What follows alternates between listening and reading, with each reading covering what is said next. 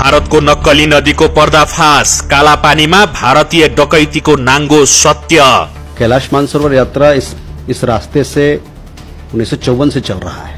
इस प्रकार की जो यूनिलैटरल और आर्टिफिशियल एनलार्जमेंट की जो बात की जा रही है, ये दावा ठीक नहीं है।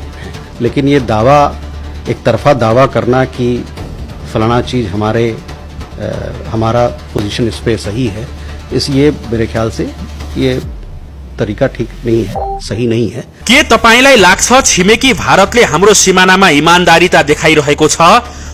पटक्कै होइन। आज हामी एउटा यस्तो तितो र भयानक सत्य ओकल्दैछौं जुन सुनेपछि हरेक नेपालीको रगत उम्लिनेछ।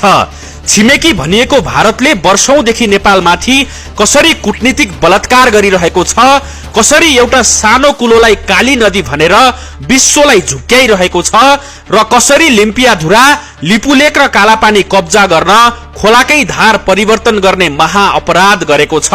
आजको यस भिडियोमा हामी त्यसैको भण्डाफोर गर्दैछौं। भिडियो अन्तिमसम्म हेर्नुहोस्। आज प्रमाण बोल्छ, भारतको झुटको महल ढल्छ।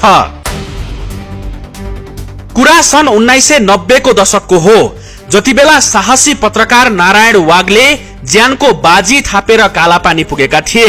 त्यहाँ उनले जे देखे त्यो सुन्दा जो कोही नेपाली स्तब्ध हुन्छ।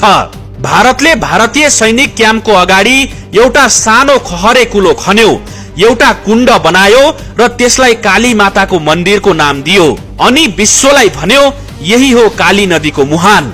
धिक्कार छ यस्तो विस्तारवादलाई।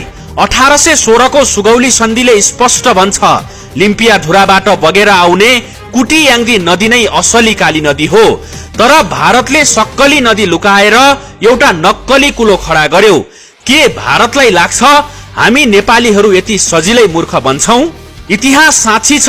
सन् 1962 मा चीनसँग युद्ध हारेपछि ज्यान जोगाउन शरण माग्न आएको भारतीय सेना नेपाली भूमि कालापानीमा बसेको हो। पाहुना बनेर आएको भारत आज घर धनीलाई नै उक्त क्षेत्रबाट निकाल्न खोज्दैछ। अहिले पहाड़मा पेन्ट गरेर नक्कली ओम पर्वत बनाउँदैछ, नक्कली मन्दिर ठड्याउँदैछ। तर सुनिराख, ढुङ्गामा ओम पेन्टिङ लेख्दैमा सिमाना मेटिँदैन। लिम्पियाधुराबाट बग्ने पानीको हरेक थोपाले बोल्छ यो माटो नेपालको हो, त्यो हिमाल नेपालको हो र त्यो रगत पनि नेपाली नै हो। हिजोका केही कुर्सी मुखी र लाचार शासकहरूले भारतको अगाडि घोडा टेके होलान्, भारतलाई चिडियाउन डराए होलान्। तिनीहरूकै लाचारीले गर्दा आज भारतले लिपुलेक हुँदै सडक बनाउने दुस्साहस गरेको छ। तर अब समय बदलिएको छ। अबको पुस्तासँग गुगल म्याप छ। 1850 सम्मका ती ऐतिहासिक नक्साहरू छन् र मुटुमा विस्फोटक राष्ट्रियता छ। हामीसँग 1816 को अकाट्य लाल पूर्जा छ।